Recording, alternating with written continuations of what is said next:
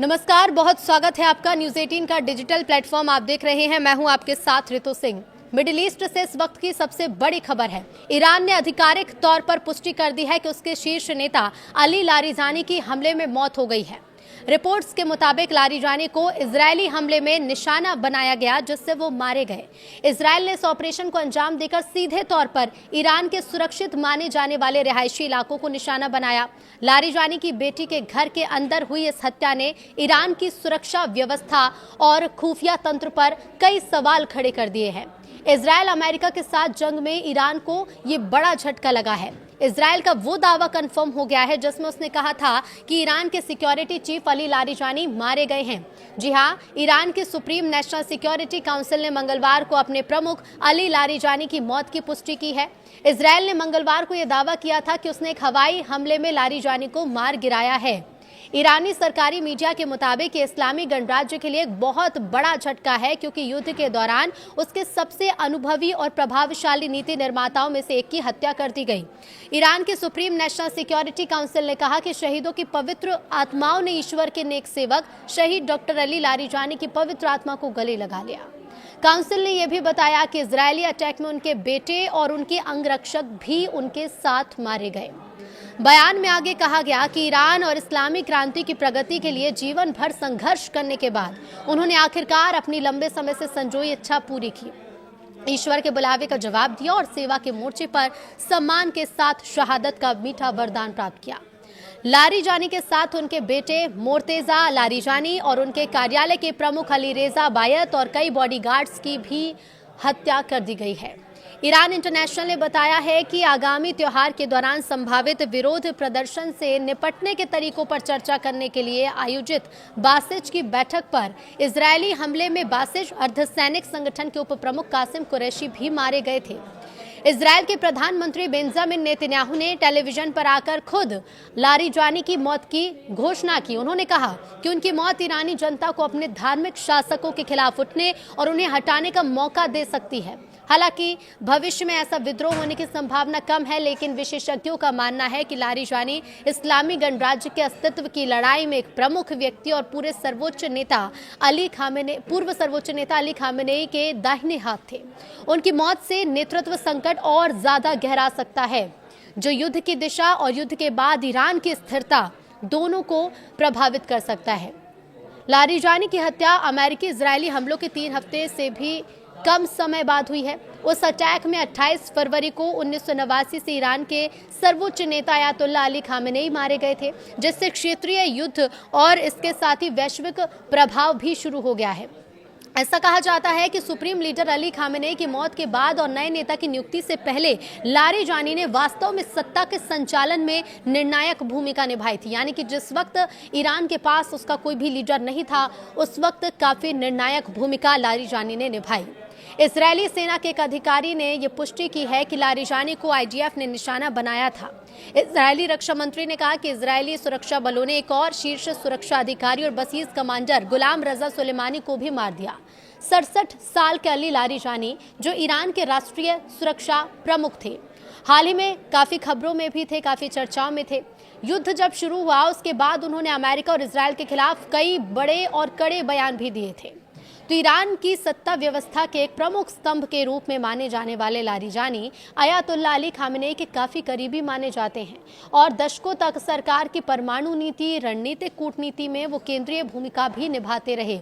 कई महत्वपूर्ण फैसले उन्होंने लिए। पूर्व सर्वोच्च नेता की हत्या के बाद उनकी शक्ति और ज्यादा बढ़ गई थी और उन्हें ईरान का नेतृत्व करने के प्रमुख दावेदारों में भी एक माना जा रहा था। जब तक ऐलान नहीं किया गया था तो लारिजानी को लेकर भी काफी चर्चाएं थी कि उन्हें ये प्रमुख प्रभार सौंपा जा सकता है, जिम्मेदारी दी जा सकती है, क्योंकि लारिजानी ने कई महत्वपूर्ण फैसले भी लिए थे। लेकिन आखिरकार मुस्तबा खामेनेई को उनके मारे गए पिता के स्थान पर नियुक्त किया गया। जून 2025 में इजरायल और अमेरिका के साथ ईरान के युद्ध के बाद अली लारिजानी को ईरान की सर्वोच्च सुरक्षा संस्था सर्वोच्च राष्ट्रीय सुरक्षा परिषद का प्रमुख नियुक्त किया गया, जहां उन्होंने रक्षा रणनीतियों का समन्वय किया और परमाणु नीति की देखरेख भी की। बाद में वो कूटनीति में भी काफी एक्टिव हुए और खाड़ी देशों की यात्रा कर ईरान की बातचीत का नेतृत्व भी उन्होंने किया था। लेकिन युद्ध के कारण ये प्रयास सफल नहीं हो पाए। हालांकि उन्हें एक शांत नेता के तौर पर देखा जाता था, फिर भी माना जाता है कि दिसंबर में हुए विरोध प्रदर्शन को दबाने में उनकी काफी महत्वपूर्ण भूमिका थी, जिसमें हजारों प्रदर्शनकारियों की मौत हो गई। अब इसी वजह से जनवरी में अमेरिका ने उन पर प्रतिबंध लगाए और आरोप भी लगाया कि उन्होंने ईरानी जनता को हिंसक तरीके से दबाया है। लारिजानी का परिवार दशकों से ईरान की राजनीतिक व्यवस्था में प्रभावशाली रहा है। तेहरान यूनिवर्सिटी से वेस्टर्न फिलॉसफी में पीएचडी करने के बाद लारिजानी ने एक दशक तक सरकारी प्रसारक IRIB का नेतृत्व भी किया था। ईरान के संसदीय अध्यक्ष के रूप में भी उन्होंने काम किया। अब ये ईरानी शासन के लिए क्या वापसी, तो देखिए उनकी हत्या 28 फरवरी को हुए अमेरिकी इजरायली हमलों के 3 सप्ताह से भी कम समय बाद हुई है, जिसमें 1989 से ईरान के सर्वोच्च नेता रहे अयातुल्ला अली खामेनेई की हत्या कर दी गई थी। वैश्विक परिणामों वाला एक क्षेत्रीय युद्ध उसके बाद छिड़ गया और तब से ही लगातार ईरान, इजरायल, अमेरिका के बीच ये जो हमले की प्रक्रिया है ये चल रही है, ये युद्ध लगातार चल रहा है। अब ये जो घटना है यानी कि लारिजानी की मौत, ये घटना ईरान की सरकार के लिए एक बहुत बड़ा झटका मानी जा रही है। ये हमला उस घटना के 3 हफ्ते से भी कम समय बाद हुआ जब 28 फरवरी को अमेरिका और इजरायल के हमलों में ईरान के सर्वोच्च नेता रहे अयातुल्ला अली खामेनेई की हत्या कर दी गई।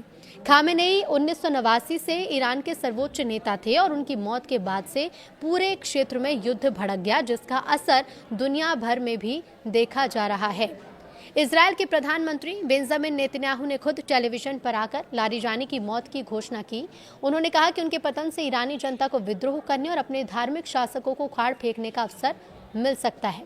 हालांकि निकट भविष्य में ऐसा विद्रोह होने की संभावना काफ़ी कम है, लेकिन विशेषज्ञ यही मानते हैं कि लारिजानी इस्लामी गणराज्य के अस्तित्व की लड़ाई में एक महत्वपूर्ण भूमिका निभा रहे थे और ऐसे में लारिजानी की मौत ईरान के लिए एक बड़ा झटका ज़रूर है, क्योंकि काफ़ी महत्वपूर्ण थे वो इस लड़ाई में।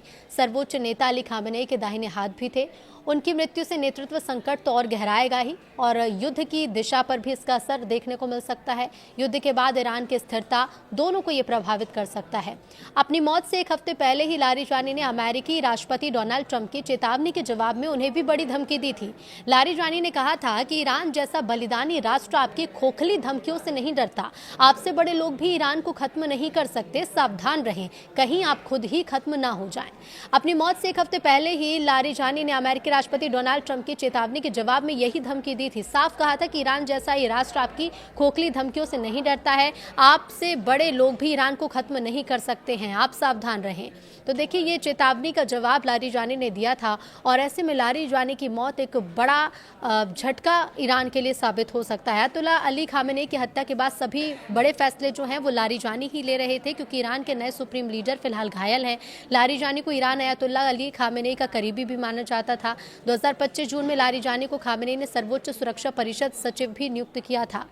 ऐसे में हाल ही में अमेरिकी सेंटकॉम कमांड ने लारिजानी को हिटलिस्ट में शामिल भी किया था और अमेरिका ने लारिजानी के बारे में जानकारी देने वाले किसी भी शख्स को इनाम देने की घोषणा भी की थी।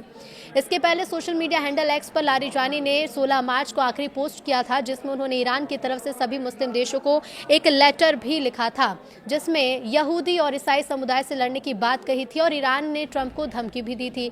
लारिजानी ईरान में राष्ट्रपति का भी चुनाव लड़ चुके हैं, हालांकि उन्हें जीत नहीं मिली, लेकिन ईरान में लारिजानी की गिनती कट्टरपंथी नेताओं में होती है। तो 28 फरवरी को ईरान पर इजरायल और अमेरिका ने पहली बार हमला किया और तब से अब तक ईरान के supreme leader Ayatollah Ali Khamenei समेत 40 टॉप कमांडर की हत्या हो चुकी है। अमेरिका और इजरायल बड़े नेताओं को टारगेट किलिंग प्लान के तहत मार रहे हैं। हालांकि ईरान ने 4 उत्तराधिकारी का फॉर्मूला लागू कर रखा है और इसके तहत किसी भी पद पर बैठे शख्स की अगर हत्या होती है तो तुरंत उनके उत्तराधिकारी का ऐलान हो सकता है। ऐसे में नाम तैयार कर लिए गए हैं। 28 फरवरी को शुरुआत हुई, अमेरिका और इजरायल ने ईरान पर बड़े हमले शुरू किए। अगले दिन ये खबर आई कि सुप्रीम लीडर अली खामेनेई मारे गए। उसके बाद अली लारिजानी ने सुप्रीम नेशनल सिक्योरिटी काउंसिल के सेक्रेटरी के तौर पर कमान संभाली और अब उन पर भी हमला कर उनकी हत्या कर दी गई, उनकी मौत हो चुकी है और अब देखना होगा कि इसके बाद अब ईरान क्या कदम उठाएगा।